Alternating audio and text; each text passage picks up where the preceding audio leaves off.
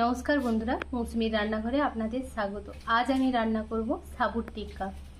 সাবুর টিক্কা বানানোর জন্য আমি এখানে অল্প একটু সাবু নিয়ে নিয়েছি, তার সঙ্গে দুটো আলু ম্যাশ করে দিয়ে দিয়েছি, ভাজা জিরের গুঁড়ো,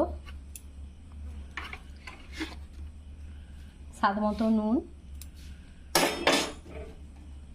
বাদাম গুঁড়ো করে রেখেছি দিয়ে দিব, থেতো করে রাখা আদা দিয়ে দিব,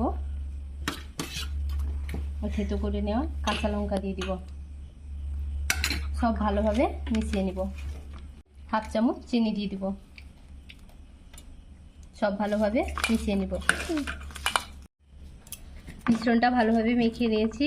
এবার দুই হাতে আমি সাদা তেল মেখে নিয়েছি। এবার দুই হাতের সাহায্যে আমি মিশ্রণটিকে এরকম গোল গোল আকারে বানিয়ে নিব।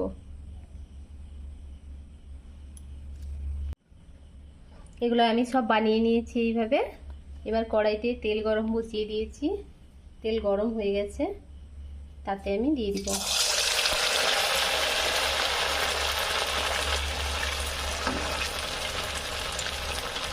একইভাবে আমি সব চপগুলো ভেজে নিয়েছি, দুই পাশ লাল লাল করে। এবার নামিয়ে নেব।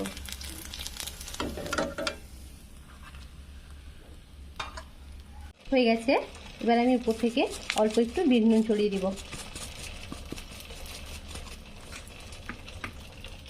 কি বন্ধুরা, কেমন লাগলো আমার এই রেসিপি? ভালো লাগলে লাইক, শেয়ার ও সাবস্ক্রাইব করতে ভুলবে না কিন্তু।